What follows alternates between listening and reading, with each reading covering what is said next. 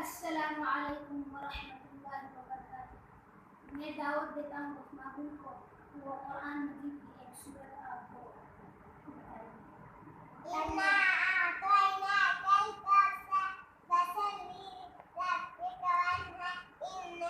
وَانْحَرْ إِنَّ شَانِئَكَ هُوَ إن شانئك هو الأبتر۔ کفر کیا ہے؟ ٹھیک ہے، اب میں دعوت دیتا ہوں ارحم کو وہ آپ لوگوں کے سامنے گفتگو کریں۔ السلام علیکم فرینڈس، کیا حال ہے؟ ٹھیک ہے، آج میں آپ کو قہقہ اور مسکرانے کے بارے میں بتانے جا رہا ہوں۔ السلام علیکم رحمہ۔ وعلیکم السلام۔ رحمہ کوئی بچے بات جوک سے وہ اردو میں لافنگ نہیں، انگلش میں لافنگ کہتے ہیں۔ اور مسکرانا تو بہت اچھی عادت ہے، کیونکہ محمد صلی اللہ علیہ وسلم مسکراتے ہی رہتے تھے، اللہ تعالیٰ اس کو مسکراتے ہی رکھتے تھے۔ لیکن جو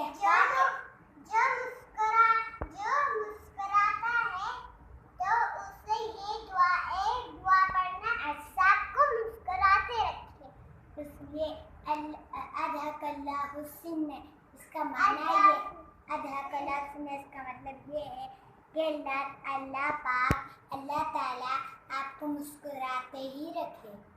بس اتنا ہی ہے۔ ہنسنے اور قہقہہ میں کیا فرق ہے؟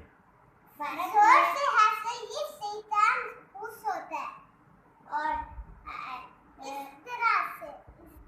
اس طرح ہوتا ہے۔ آپ بتا دیں ہنسنے اور قہقہہ۔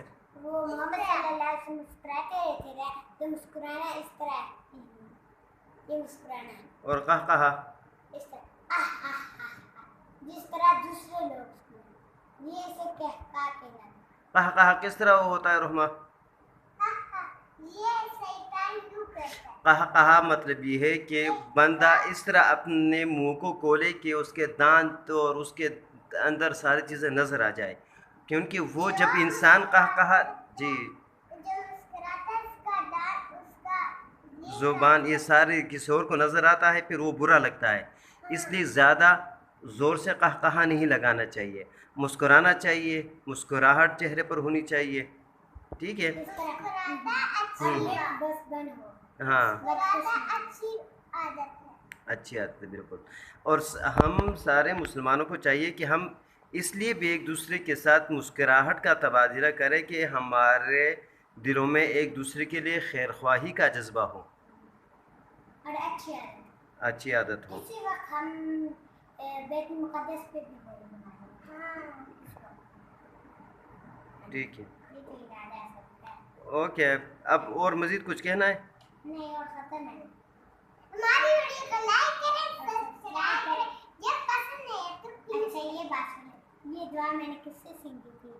غلام رسول سے، کیونکہ وہ غلام رسول کی بہن کنی فاطمہ کی بات۔ اوکے، اللہ حافظ۔